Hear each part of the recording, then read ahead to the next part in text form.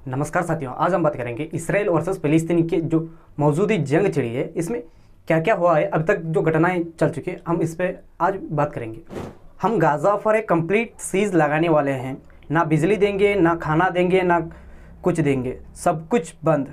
ये जानवर जैसे लोग हैं, हम इनके साथ ऐसे ही लड़ाई लड़ रहे हैं। इसराइल के डिफेंस मिनिस्टर योहान गालंट ने ये बयान देते हुए कहा कि आप सोच सकते हैं कि आगे आने वाले कल फिलिस्तीन के लिए कितना गंभीर होने वाले हैं। 7 अक्टूबर सुबह 6:30 बजे इसराइल में रेड एयर साइलेंसर बजने लगते हैं। थोड़ी ही देर में रॉकेट के हमले एक साथ इसराइल में हज़ारों नंबरों के रॉकेट के हिसाब से यहाँ गिरते हैं और यहाँ इसराइल ने एस्टिमेट करते हुए 2200 रॉकेट फायर किया गया था, बट हमास कहता है कि 5000 रॉकेट फायर किया गया है। यहाँ सोचने वाली बात है कि इसराइल एक टेक्नोलॉजी से भरपूर भरा हुआ देश है और इसको ये पता नहीं चला कि हमास के जो लोग हैं वो इसराइल पे हमला करने वाले थे। और इसराइल के पास एक डिफेंस सिस्टम है जो आयरन डोम के नाम से जाना जाता है।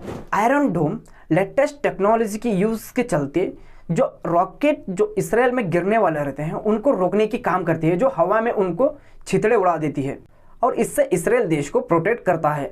बट यहाँ हमास की तरफ से एक की 20 मिनट के अंदर अंदर 5000 से अधिक रॉकेट फायर किया गया और इस अत्यधिक टेक्नोलॉजी के होने के बाद भी आयरन डोम यहाँ पे फेलियर हुआ और इसके चलते इसराइल में कई लोग मारे गए और कई लोग जख्मी हैं इन अटैक के चलते। और हमास का ये सरप्राइज अटैक इसराइल ने कभी सोचा भी नहीं होगा, क्योंकि ये कई सालों से भी ये सरप्राइज अटैक हुआ है। ये सबसे बड़ा अटैक माना भी गया है। यहाँ रॉकेट के साथ साथ मिलिट्री फ्रंट अटैक भी किया गया, ज़मीन से, हवा से, समंदर से। इसराइल के और कई गाज़ा बॉर्डर वाले इलाकों पे तोड़फोड़ किया गया और जेसीबी से भी तोड़ा देखा जा सकते हैं। और बहुत सारे फिलिस्तीनी के लोग इसराइल के टेरिटरी के अंदर पैदल घुसते हुए भी देख सकते हैं और कुछ लोग पैदल और कुछ लोग बाइक पे और कुछ लोग मोटर पावर हैंगलैंडर से भी जरिए आसमान के जरिए इसराइल में घुस गए। और इसके साथ साथ हमास के लोगों ने समंदर के जरिए और स्पीड बोट के जरिए इसराइल के अंदर घुस चुके हैं। सिर्फ 7 अक्टूबर में एक ही दिन में इतने सारे कई एक्टिविटीज़ गाज़ा और इसराइल के बॉर्डर में हो चुके हैं। एक मिलिट्री बेस हमला किया गया, एक इसराइल का टैंक को भी कब्जा किया गया, कई इसराइल के मिलिट्री लोगों को भी बंदी बनाया गया जा चुका है। बॉर्डर पे जो बसें और सिटी में जो हथियार लेके हमास के लोगों ने अंदर घुस चुके हैं और यहाँ पे बहुत सारे बेगुनाह लोगों के मारे भी जा चुके हैं और कई लोगों को हॉस्टेज भी बनाया गया है। इसराइल के इसके खिलाफ स्टेट ऑफ वॉर डिक्लेयर किया है और इसके बदले में दूसरे दिन इसराइल ने अपने रॉकेट के जरिए या मिलिट्री बेस के जरिए इन्होंने गाज़ा पे हमला बोला और यहाँ पे तकरीबन 2000 से ज़्यादा लोगों की मृत्यु हो चुकी है और इसमें 700 से भी अधिक लोग बच्चे और औरत हैं। और गाज़ा और फिलिस्तीन में 2 ग्रुप हैं, एक हमास, दूसरा आता है फतेह। फिलिस्तीन में इस फतेह की पॉलिटिकल ग्रुप भी है और एक सोल्जर ग्रुप भी है। और हम यहाँ हमास की बात किया जाए तो कुछ देशों का मानना यह है कि हमास एक आतंकवादी ग्रुप है। Canada, Europe union, Israel, Japan, Australia, USA, UK और ये लोग हमास को एक टेररिस्ट ग्रुप मानते हैं और हमास को एक तरफ से टेररिस्ट ग्रुप नहीं मानने वाले कंट्रीज भी हैं। Brazil, China, Egypt, Iran, Norway, Qatar, Russia, Syria, तुर्की और कुछ देश ऐसे भी हैं सिर्फ जो मिलिट्री विंग है हमास की उसको ही टेररिस्ट ग्रुप मानते हैं। New Zealand, Paraguay. आज जो फिलिस्तीन और इसराइल के बीच जो युद्ध चल रही है इसके खिलाफ और इसके साथ कुछ और कंट्रीज भी अपने रिएक्ट भी जाहिर किए हैं। हमास के कमांडर मोहम्मद अल दफाई इस पूरे हमले को ऑपरेशन अल अक्सा प्लॉट के नाम भी दिया गया है एंड कहा है कि हमास ये इसलिए करा है जो इसराइल ने फिलिस्तीन में अत्याचार किया है। इसका डायरेक्ट हिस्टोरिकल देखना चाहिए तो इसराइल ने फिलिस्तीन में अल अक्सा मस्जिद में जो रोकटोक और अत्याचार की जो दबाव फिलिस्तीन लोगों पे किया है उसका बदला ये माना गया है। इसराइल ने इसके प्रति भी गाज़ा में हमला किया और कहा है कि और इस ऑपरेशन का नाम दिया है ऑपरेशन आयरन स्वॉर्ड और इसमें इसराइल के डिफेंस फोर्स और इन लोगों ने एयरफोर्स, नेवी, ग्राउंड फोर्स सबको तैनात कर दिया है और ड्रोन के स्ट्राइक भी गाजा में किया गया है। अब हम दूसरे कंट्रीज के रिएक्शन देखा जाए तो यूरोप यूनियन पॉलिसी चीफ का ये कहना है कि स्ट्रांगली कंडेम्ड करते हैं इस अटैक को और आगे कहते हैं कि इंटरनेशनल लॉ के हिसाब से इसराइल के पास खुद को डिफेंस करने की राइट्स हैं। आगे ये भी कहते हैं कि जो इसराइली हॉस्टेजेस को इमीडिएटली रिलीज किया जाए बिना कोई रोक टोक के। अगर हम नेक्स्ट इस पे बात करें तो यूएसए ने भी अपना प्रतिक्रिया दिया था। जो बिडेन ने कहा है कि रॉक सॉलिड अनवेयरिंग दिखाते हैं इसराइल के फेवर में। और हमास का सबसे मेन सपोर्टर रहा है ईरान। ईरान का फॉरेन मिनिस्टर कहते हैं कि हमास से जो हमला किया गया है एक एक्ट ऑफ सेल्फ डिफेंस है फिलिस्तीनी लोगों से। और इजिप्ट की फॉरेन मिनिस्टर कहते हैं सऊदी अरेबिया जॉर्डन के साथ साथ बात कर रहे हैं, इसराइल के फिलिस्तीनी टेंशन को ख़त्म करने की कोशिश में है। फिलिस्तीनी के प्रेसिडेंट ये ऑफिशियली कहते हैं फिलिस्तीनी का सेक्युलर का विदेशी रोक के टेरिटरी के खिलाफ खुद को प्रोटेक्ट करना एक अधिकार है। यहाँ पे हम देखा जाए तो इसराइल पहले यहाँ पे माइग्रेंट किया गया है।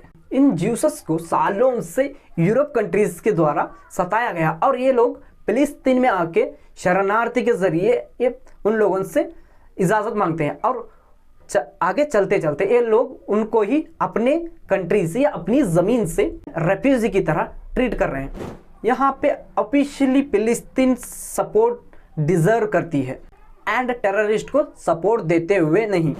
हमारे इंडियन गवर्नमेंट का स्टांस भी यही कहता है। हिस्टोरिकली इंडिया ने हमेशा फिलिस्तीन के सपोर्ट में है। द राइट ऑफ फिलिस्तीन के सेल्फ डिटर्मिनेशन सपोर्ट किया है under variation prime minister Indira Gandhi, prime minister Rajiv Gandhi, prime minister Atal Bihari Vajpayee, prime minister Manmohan Singh, prime minister Narendra Modi. लेकिन मध्य पूर्व के बारे में यह स्थिति साफ है कि अरबों की जिस जमीन पर इजराइल कब्जा करके बैठा है वो जमीन उसको खाली करना होगी।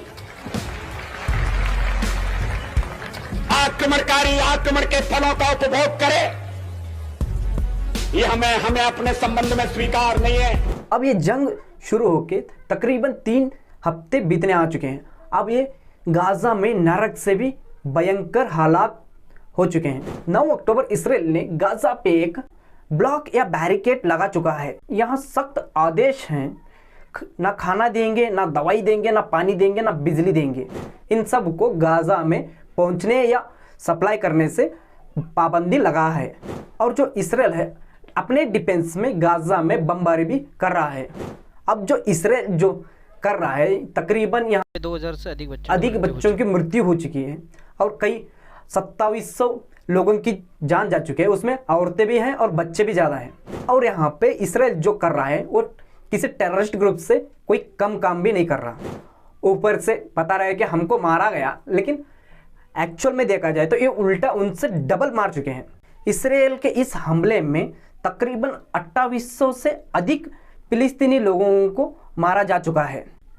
ये दृश्य आप सब देख सकते हैं कैसे इसराइल के हमले से इस बर्बादी में दफन हुआ है और बाकी कुछ लोग इसमें दफन हो चुके हैं और कुछ लोग जिंदा बच चुके हैं और कुछ लोग जख्मी हैं।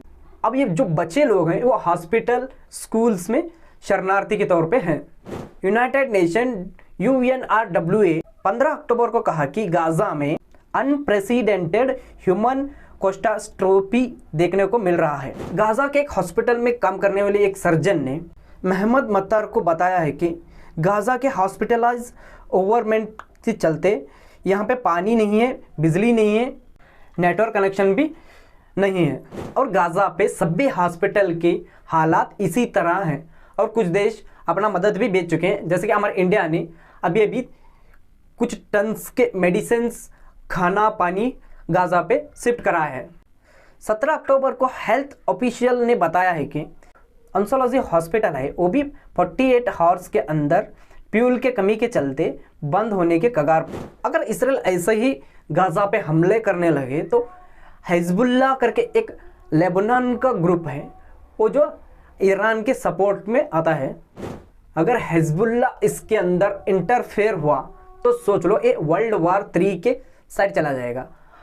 कैसे, वो भी हम नेक्स्ट वीडियो में इसके पूरे डिटेल्स बताएंगे। और चीना ने भी अपने कुछ नेवी को समंदर के जरिए इसराइल के पास ले जाके खड़ी कर चुका है। हिजबुल्लाह और इसराइल के बीच 2006 में एक बार हिस्टोरिकली इनका जंग हो चुका है। तकरीबन ये जंग 1 मंथ के लिए चला था। इसराइल को अब समझ जाना चाहिए कि अगर ऐसा ही चलता रहा तो ये वर्ल्ड वार 3 के साइड चला जाएगा। वो कैसे, हम अगले नेक्स्ट वीडियो में पूरी तरह से समझा देंगे।